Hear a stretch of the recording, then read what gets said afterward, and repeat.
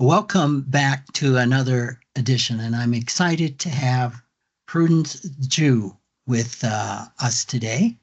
And Prudence is, well, she has a pretty rich background that I'll let you go through. But when did we first meet? It feels like it was 4 or 5 years ago. Not that long, but it's Not. been a while. Yeah. I think we met at the Shift conference. Was it 2023 or 2024? Oh, okay. That was the shift before the new shift, Yes, which is yes, now FPA shift, yes, which used yes. to be the FPA retreat. That I didn't know. So, yeah, tell us a little bit about your history and how you got to be doing what you're doing as a certified financial therapist. Oh, okay. Yeah. It's a lot. As you said, my background is very different than most financial therapists. And I think to put it short, it's I grew up in China and always thought like there's more to life and the world. So after graduation, I went to West Africa, did private equity, which was the highest paying job I could find back then. Did it for 2 years, didn't like it, came to the US, got my MBA, and then was looking for like a work-life balance. So coming out of MBA program, I went to corporate finance. That's where I got my CPA. And meanwhile, I did real estate investing, stock investing, built a family, had two kids, had two maternity leaves, and was reflecting on my life at the second maternity leave and figured I really want to do something for myself and I really want to go into entrepreneurship. So I went back to school, got another master's program on on innovation and venture development at ASU. That's where we moved. And coming out of that program, I did 100 interviews in the finance industry and felt like I really appreciate the people who are doing fee only and life planning work or human-centered work. So far I got from, corporate America to financial planning and comprehensive fee only financial planning. And then it was my personal journey that led me to financial therapy. Because in 2021, I hit my freedom number, and that was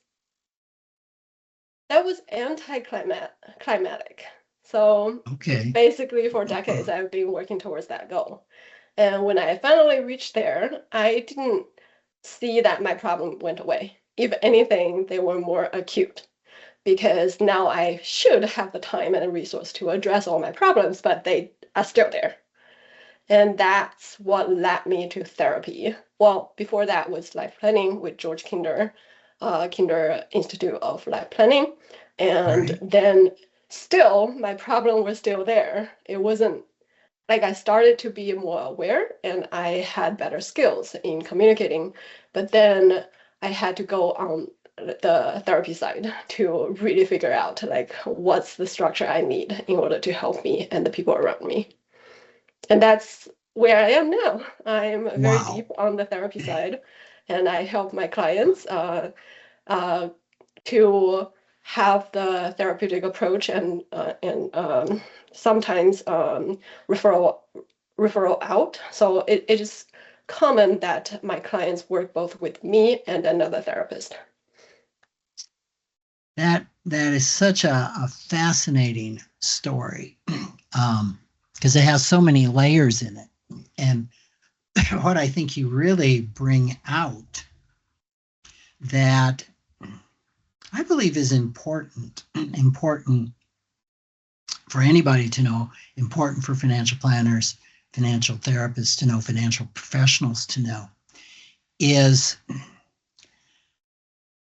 there's a difference between knowing about life planning, knowing about the tools like you gain through the Kinder Institute, which I was in the second cohort of instructors ever trained back Wow, in 2000 with George. So that's super early. I'm very familiar with that. And and then saying, but it was still there.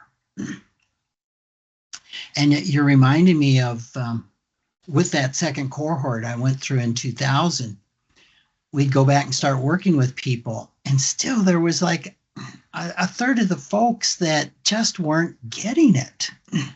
They couldn't dream, they couldn't look forward, and we were thinking we were doing something wrong.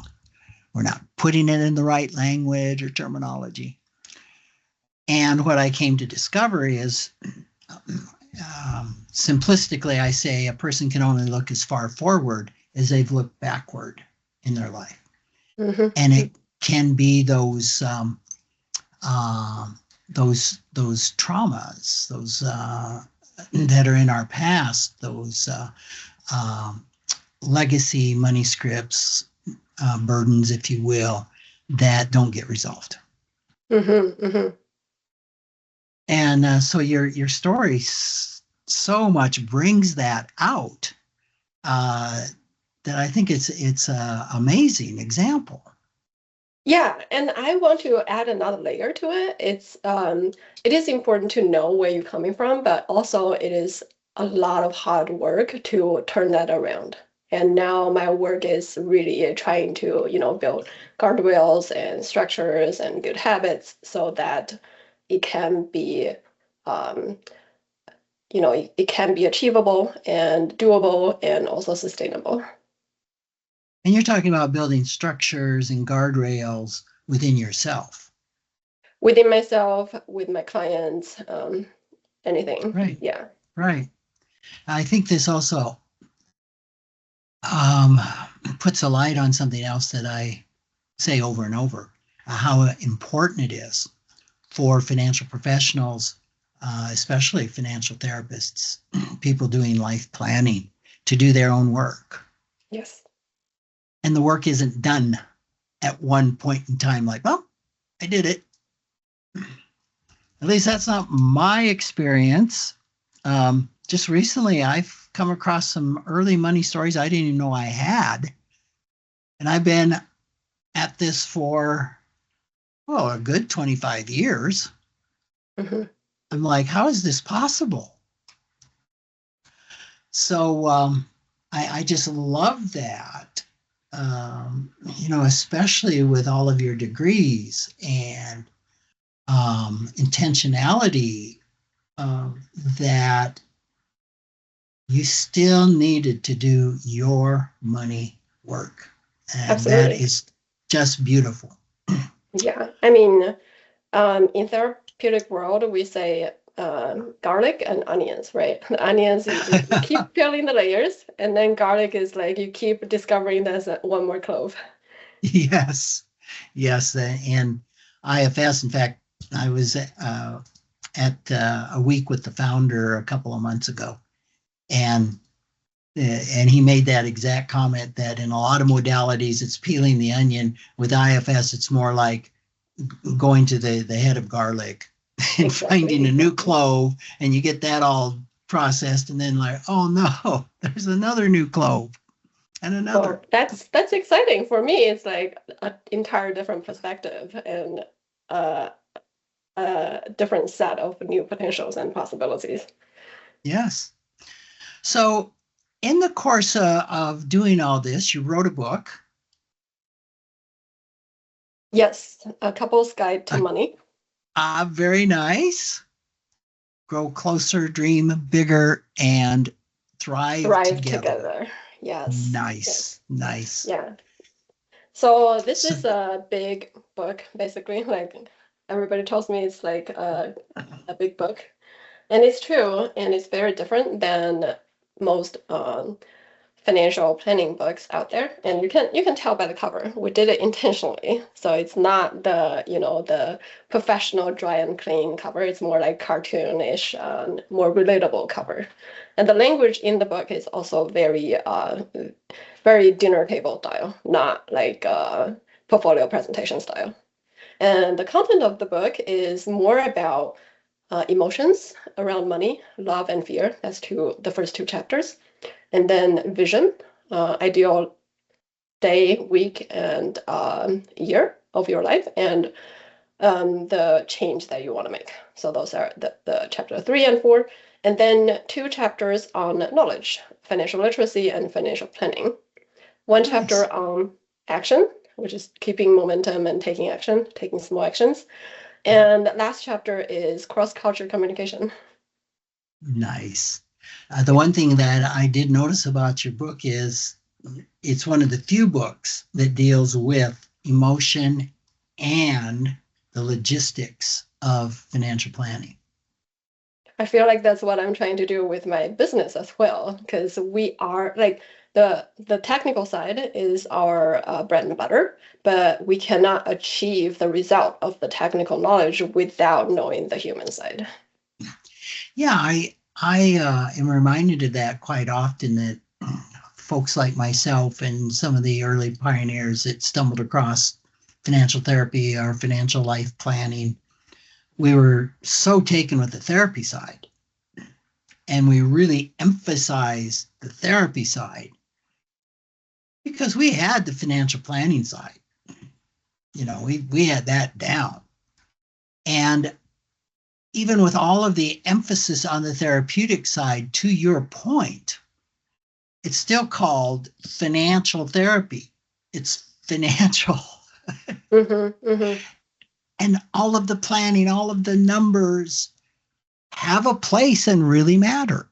Yes, absolutely. Yes. It's my client tells me that she could talk about all the past history, patterns, cognitive behavior things to her therapist, but her therapist does not know what to do with money. And sometimes her therapist would just give bad financial advice. Yes. And finance is such a core foundation to everybody's lives. It's like it's hard, and once you get it right and do it right, it's not that hard, and it's helping. I'd like to say like help people live their authentic lives. Totally. I have always framed it in a little bit of what Jacob Needleman talked about, money and the meaning of life, that money will not give us meaning, but we won't find meaning without the support of money. Absolutely. Yes. And I like to say like it's just a different lens of our life. And for good or bad, it's actually the most obvious aspect of our life, because you can always come down to a number and you can always communicate and show with a number, not just saying like that's the most important thing, but that's a symptom or the external view of our life, basically.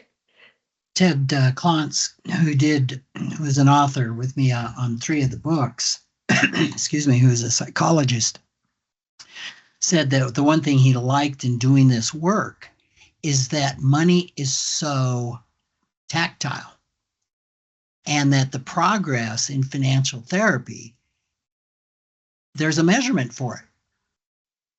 What is it? If I come because I'm overspending and there is no progress made on my overspending, there may be some shifts going on, but it hasn't impacted the financial behavior that I have come to change. And if that behavior changes, is a tactile indicator, a metric of what's happening therapeutically. I see. So we're following the change. Yeah, and he says in normal therapy you can kind of maybe see some shifts and things like that, but nothing as definitive as, oh, I was overspending by $7,000 a month and today I'm saving $1,000 a month. There you go. Right? That's a huge achievement. So that's what really grasped him. To me, coming from the money side, I was just like, well, kind of duh. Of course. If it doesn't change the money behavior, then something isn't working. right? Yeah. I feel like also there are other things, right? Like if they can proactively think about the life they want and living the life using their resources to build their life, then that's a Right. good metric as well. Absolutely. And So many different metrics. I didn't have a will and now I have a will, yes, that's very direct. right? Yeah. So do you mostly work with couples, Prudence?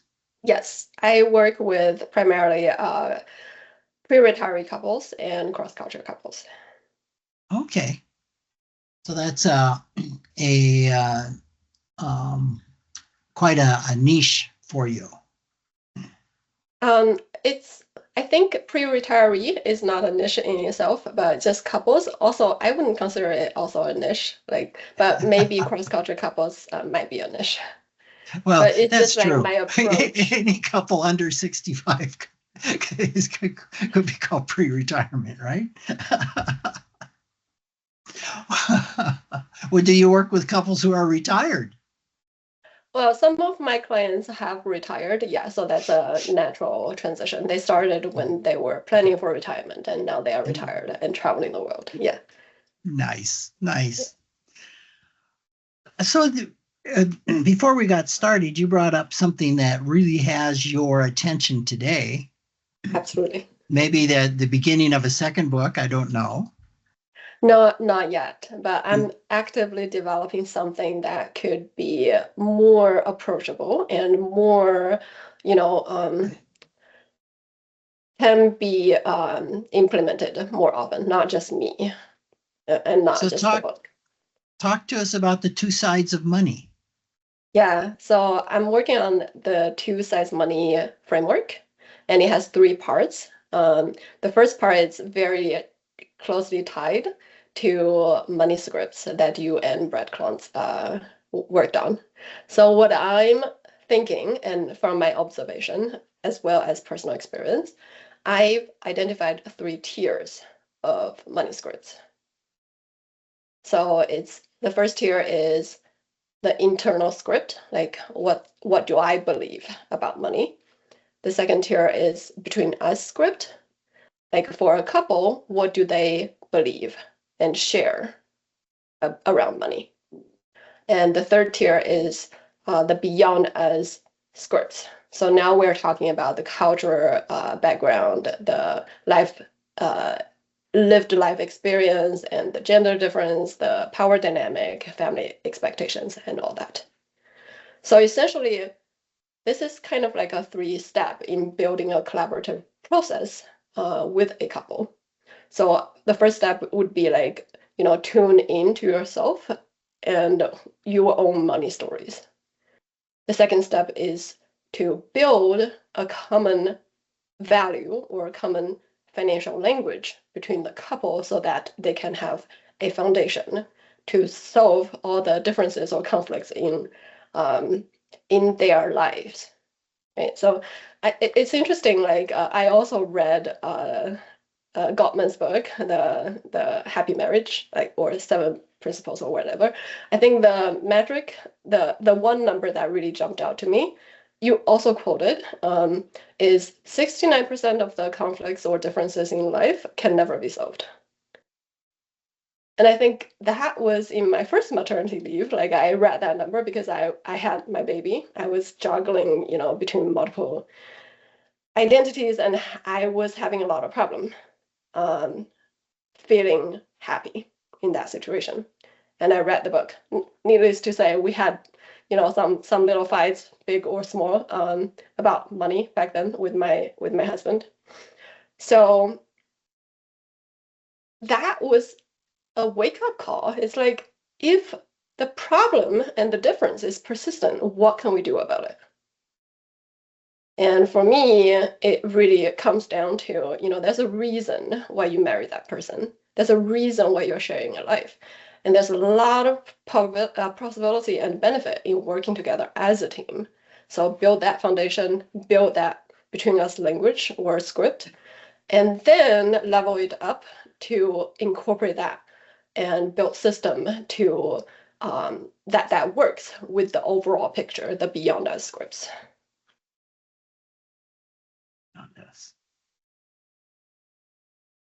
Yeah, I love that. I love that. I'm just really relating to that.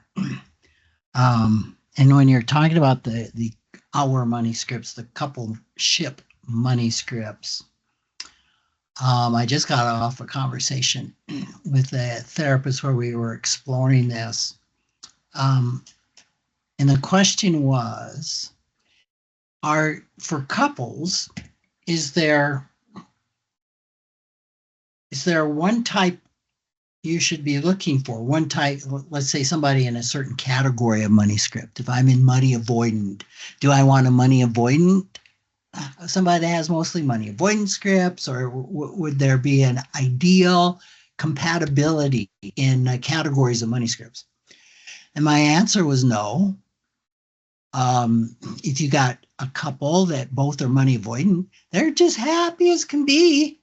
But man, they'll go over the waterfall together because they won't see it coming. Yeah. And kind of to what you brought up, let's say you got a money avoidant and a money vigilant couple, and they're fighting. And what they possess as a team, as an hour, are the necessary skills to become a really good team. If instead of attacking each other, they would join forces, and one has a good offense and one has a good defense. And I think that's what you've just described. Exactly. Yeah, I love that. Yeah, and I also agree. There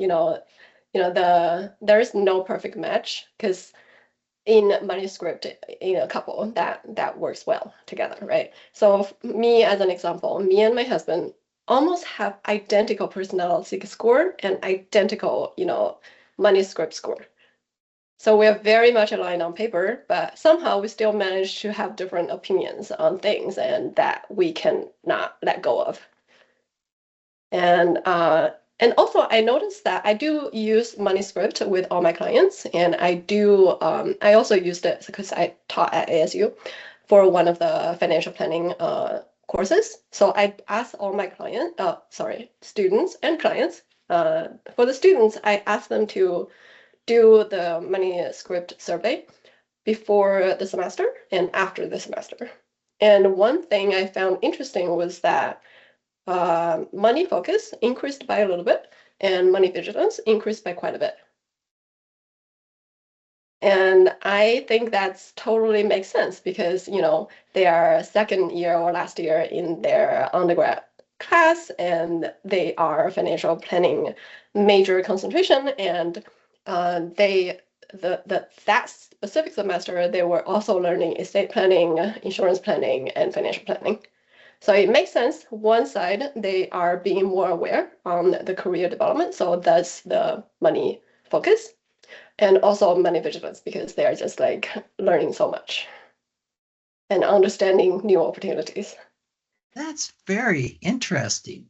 I haven't retested clients a lot with that, and it does make sense that as someone that wasn't, say, necessarily vigilant would become more aware of that, and potentially their money scripts in that area would increase or potentially become more rigid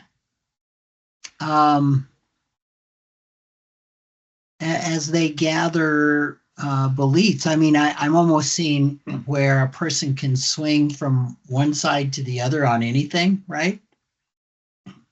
So from my data, I don't see a big swing on avoidance and status, because I believe that's more ingrained to their lived experience or, childhood memory.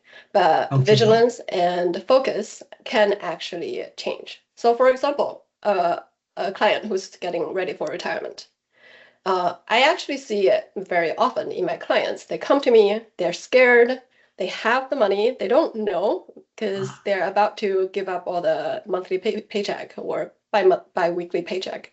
And they're very scared. They don't know if they're going to pull it off. And by the end of the second or third meeting, they've seen all the numbers, they've seen the different scenarios, they've seen the tax implication and returns and the impact on their portfolio, and they already know all the strategies they can use to improve their position. Now they are relaxed. You're presenting something to me in a way I haven't thought about it. Now, you're using money focused. I think the term I used was money status. I think money focus is previously money worship. Money status has not changed.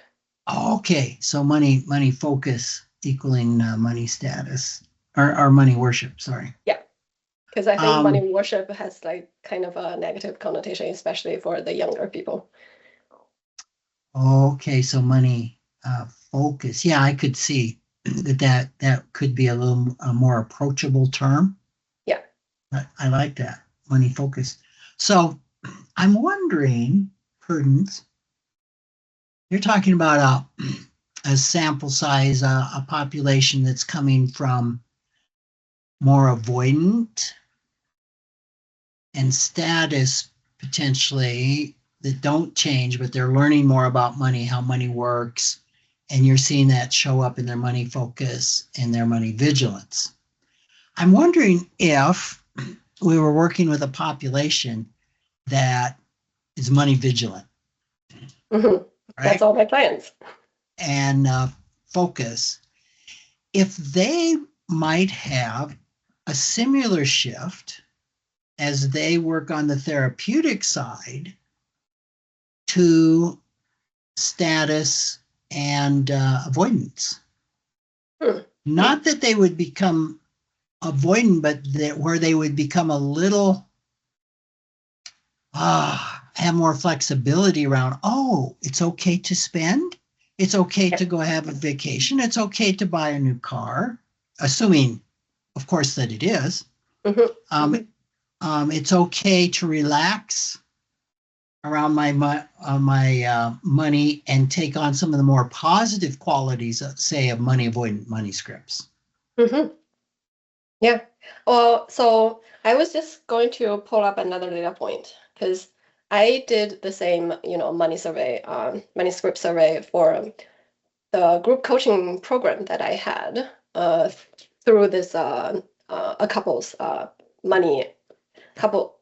and money program. It's a 3 to 4 months program, and I was going back to the results before and after. Okay. So it's also in my book, one of the pages. So it seems that the biggest change is long-term planning and money stress. So one of the questions I had was, I have a clear plan for achieving my long-term financial goals, and that went up 36% in the course of 3 to 4 months. It's true, like it's a limited sample number and may not be statistically significant. I'd love to expand the program and the study and do a white paper to more population, right? And then the other one is I feel stressed when thinking about my retirement savings. So that one also decreased by 30%. That's the other three stuff. The other three didn't have a big change. So didn't have a change. Like not big, not significant, I would think. Prudence, we are out of time. This is very, very exciting stuff. Thank you. It really absolutely is. Where can people find you? I'm on LinkedIn. I periodically write news articles and short stories of new things that I'm working on and find interesting. And also, they can also find me on the Financial Therapist Association website, as well as NAPFA website and Gary Planning Network website. And what's your website? My website is ENSO, ENSOFIN.com, ENSO Financial. Great. Prudence, thank you so much for taking the time to be with us today. Your work is just fascinating. Yeah, I'm really happy that I made the career switch 3 years ago, and I'm very advocate for people to do their own work and for people to find trustworthy financial professionals to help them do the work. Well, thank you so much for being here. Thank you for the opportunity. It's always a pleasure.